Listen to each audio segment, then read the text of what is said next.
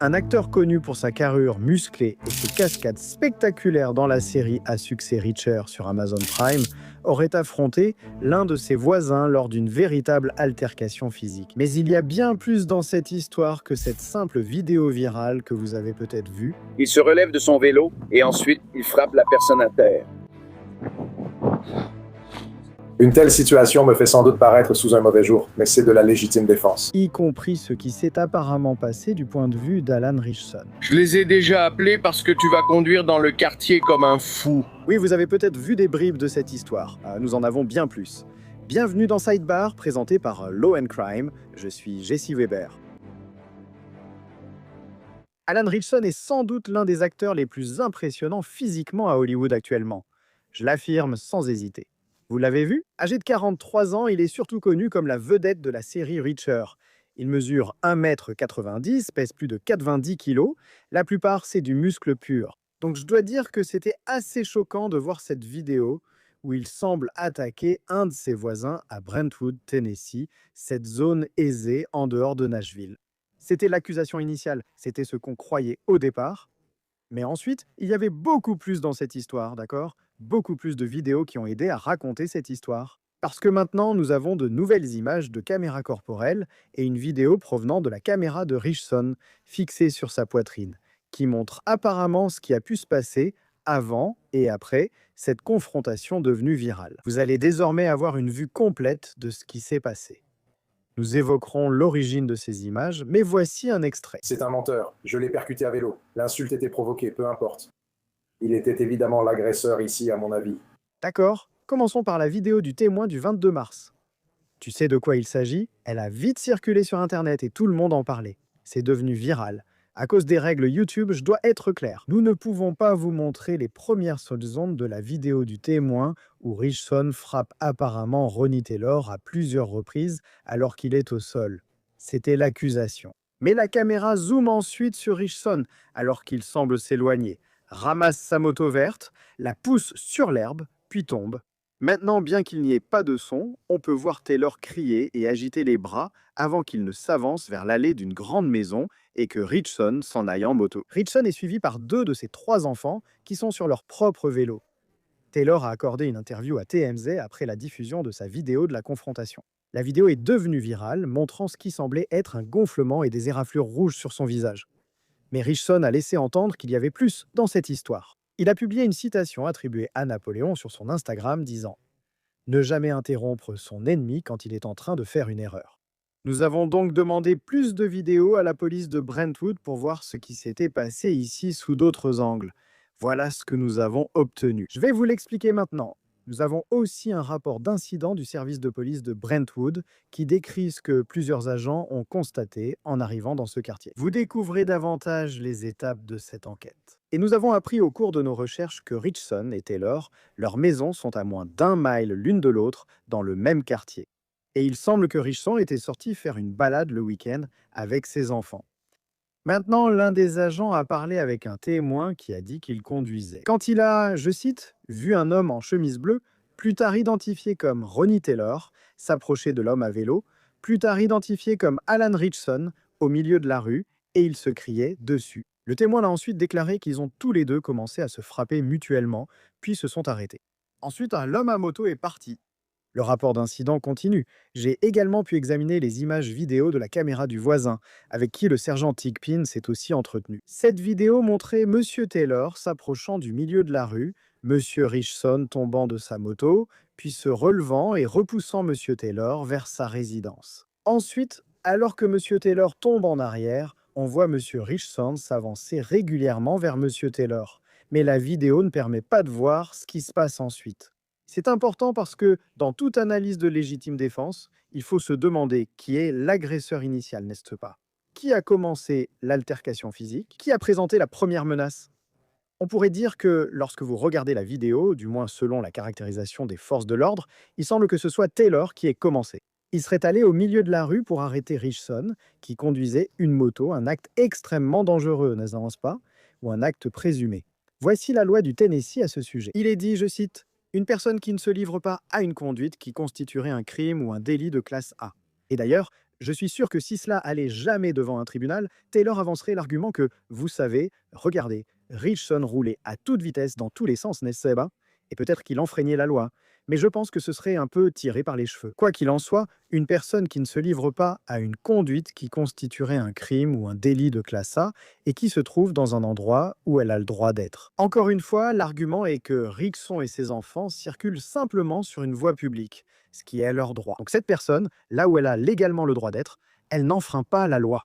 Elle n'a aucune obligation de se retirer. Avant de menacer ou d'utiliser la force contre une autre personne, lorsque et dans la mesure où la personne croit raisonnablement que la force est immédiatement nécessaire pour se protéger contre l'utilisation ou la tentative d'utilisation de la force illégale par l'autre. Il y a une deuxième disposition dans cette section. Pas d'obligation de se retirer avant de menacer ou d'utiliser une force pouvant causer la mort ou des blessures graves. Si la personne a des motifs raisonnables de croire qu'il existe un danger imminent de mort, de blessures corporelles graves ou d'abus sexuels graves.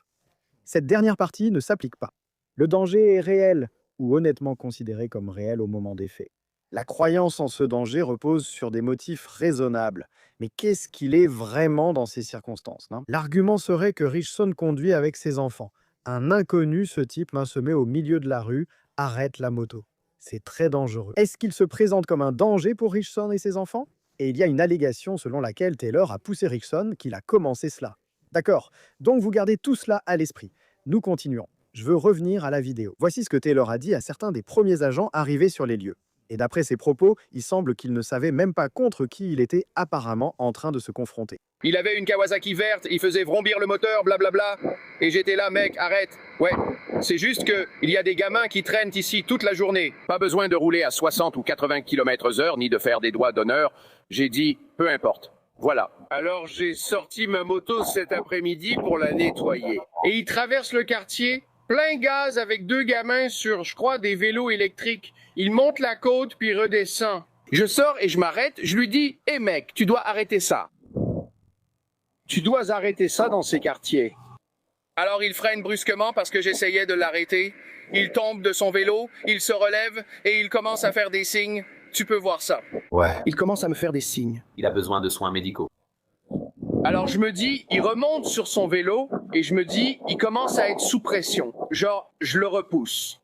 Il se relève de son vélo et ensuite il me tabasse.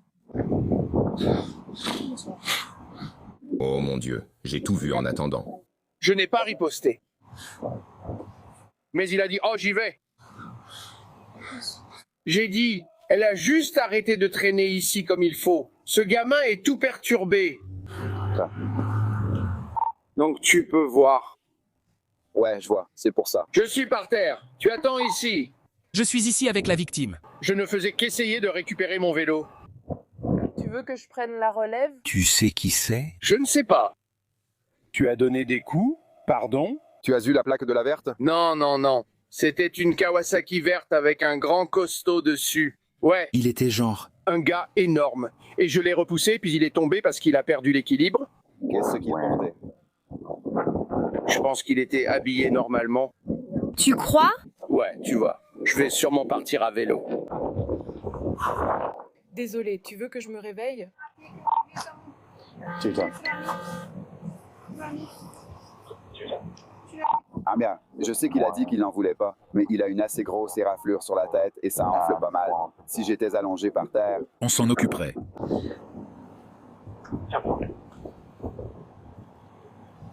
Mais c'est là.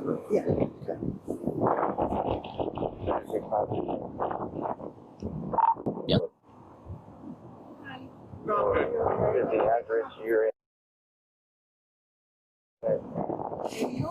Temple, c'est là où est la motocross orange. Non, c'est juste.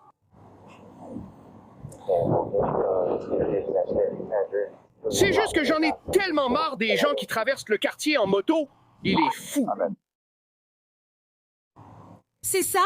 Je viens de vous entendre. Eh bien, je l'ai entendu, je l'ai entendu attraper et partir. Je fais de la moto tout le temps, donc j'aime bien ce gars-là. Je suis très respectueux. Je suis désolé, monsieur l'agent. Non, non. Tout va bien. Donc, j'ai vu la taille de cette bosse sur votre tête. Je vais faire venir les pompiers et le SAMU. Vous pouvez refuser. Je préfère être très prudent. Je préfère que vous soyez examiné. Il m'a donné des coups. Je n'ai pas riposté, je l'ai seulement poussé en disant stop après avoir été frappé. J'ai dit, et puis lui, quand on est tombé au sol, il m'est tombé dessus et s'est mis à me frapper. Devant ces deux enfants, ce que je trouve troublant. Et je peux te dire que oui, je l'ai poussé une fois. Eh bien, on aurait dit que c'était après qu'il t'ait déjà frappé. Oui, je l'ai repoussé parce que... Et puis quand je l'ai repoussé, sa moto est tombée, je crois. Je ne sais pas si tu l'as sur la caméra ou pas. Mais il y aura des caméras là, des caméras là. Après ça, il s'est acharné sur moi. Quand je suis tombé, il m'a tabassé. C'est pour ça que j'en suis arrivé là. Je ne comptais pas me battre avec lui. Il est grand. Ça ne m'intéressait pas. Il me dit « Tu as bu ? Tu as bu de l'alcool ?»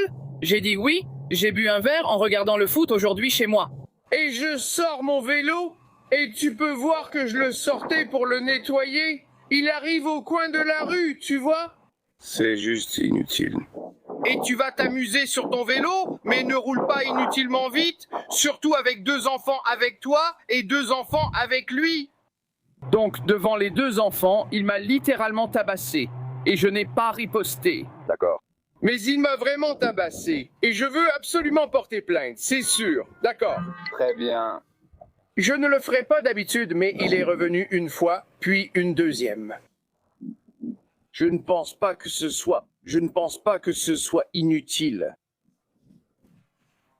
Oui, comment vas-tu? J'ai déjà connu des jours meilleurs. Je vais bien et je vais reprendre. Qu'as-tu entendu? Rien. Je ne l'ai pas vu.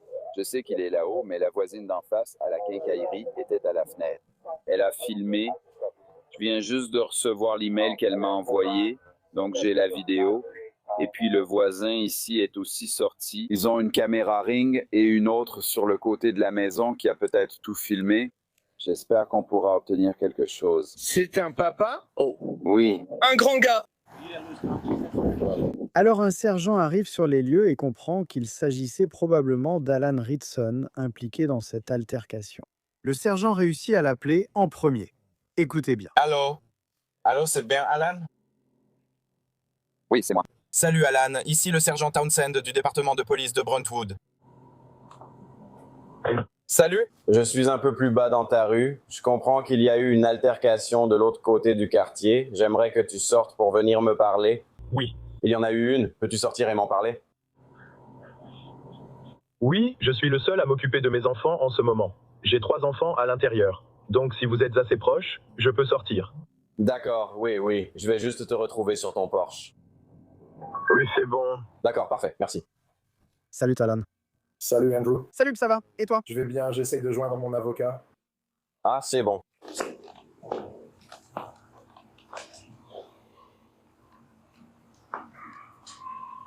Tu te souviens de l'agent Smith d'hier? Ces 2 derniers jours ont été étranges. Ça, c'était difficile. On veut juste parler de ce qui s'est passé là-bas. D'accord, évidemment, ma vie est vraiment pleine d'enjeux. Bien sûr. Très exposé, donc je pense que j'ai besoin que mon avocat soit simplement au courant de cela. Ritson tente d'appeler son avocat, mais il ne répond pas ce dimanche. Et une petite note ici, le sergent fait référence au fait que son collègue policier pourrait être reconnaissable pour l'avoir vue hier. Et Alan Ritson dit qu'il se souvient d'elle, mais il n'y a pas plus d'informations sur ce dont il pourrait parler. Ça pourrait être n'importe quoi. Je voulais juste le souligner. Maintenant, au début, Ritson semble un peu hésitant à répondre à toutes les questions. En fait, c'est aussi ce qui ressort du rapport d'incident. Il le mentionne. Mais lorsque le sergent évoque la vidéo du témoin, Ritson dit qu'il a aussi tout filmé avec son téléphone portable qui était attaché à sa poitrine. Ouais, Il y a une vidéo de l'incident, non? On ne voit pas ce qui l'a déclenché, mais on te voit bien en train de le tabasser. Il a coupé le reste. Ça vient d'un voisin, je voulais juste te prévenir qu'il y en a une. Il a coupé la partie où il m'a poussé de mon vélo. Donc ça ne vient pas de lui, ça vient d'un témoin tiers. Oh, was it edited? Non. Tu aurais vu qu'il m'a poussé après que j'ai essayé de partir à vélo. Donc je ne t'accuse de rien. Je comprends, mais dis-moi ce que tu as vu, car sans cette partie, le reste n'a pas de sens. Donc tout ce que je vois, c'est toi qui le rejoins dans l'herbe. N'est-ce pas? Tu as raté le reste. C'est pour ça que je suis là, parce que ça ne te met pas en valeur. Et je veux comprendre ce qui s'est passé. Regardons-le simplement ensemble. Fais aussi un test toxicologique, il sent l'alcool. C'est ici. C'est ton sang? Tu as besoin de soins médicaux ou quelque chose comme ça? C'est sur ton coude. Ouais. Je suis vraiment tombé assez violemment. Tu peux t'asseoir juste ici. Alors, regardons ce qu'il a apparemment montré à la police. Tu m'entends, mec? Tu dois faire ce que tu as à faire, mec? Tu te fous de moi? Tu te fous de moi, frère? Pourquoi? Pourquoi? Pourquoi? Remets-toi devant un vélo, mec. Mais mec, quoi? Tu menaces ma sécurité, frère. Tu te fiches de moi? Je devrais t'envoyer valser. Vas-y, personne ne sort. Vas-y, j'ai déjà appelé la BPP. Je les ai déjà appelés parce que tu conduis dans ce quartier comme un fou. Regarde ces gamins qui roulent ici à vélo. Vas-y, tout est filmé. Vas-y. T'es bourré en ce moment, mon pote. Vas-y, tu bois? Vas-y, appelle la police.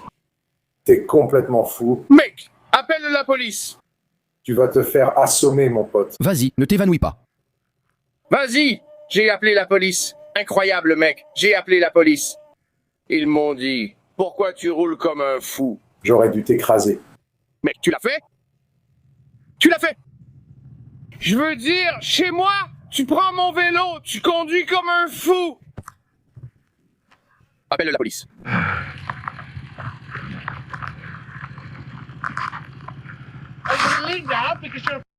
Vas-y, pars. Tu conduis dans le quartier comme un fou. Et tu veux, je vais porter plainte contre toi pour agression. Je vais porter plainte contre toi pour agression.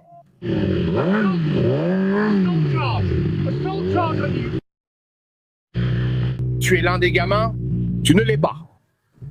D'accord, vas-y, laisse-moi ici. Tu ne l'es pas? Tu l'es. Vas-y! Vas-y. Vas-y, vas-y.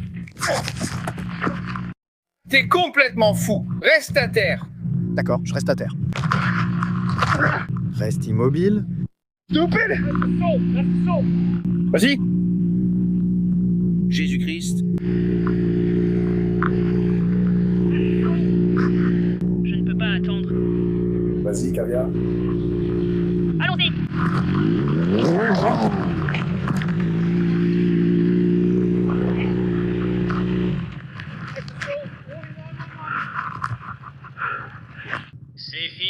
C'est fini, casu idiot.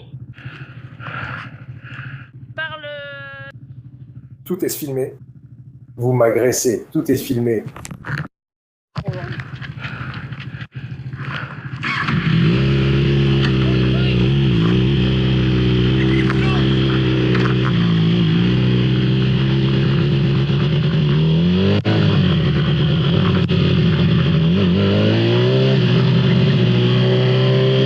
Donc, il va évidemment y avoir un rapport pour cela. Je veux dire, vous pouvez appeler votre avocat si vous le souhaitez. Je vais vous donner le numéro d'incident pour que vous l'ayez. 250. 250. Peux-tu obtenir un numéro de dossier s'il n'y en a pas sur Polari? Ah, je souhaite parler au rapport de bourse. Reste en ligne. Ce sont des appartements. Son ivresse n'a rien à voir avec ça. Temple.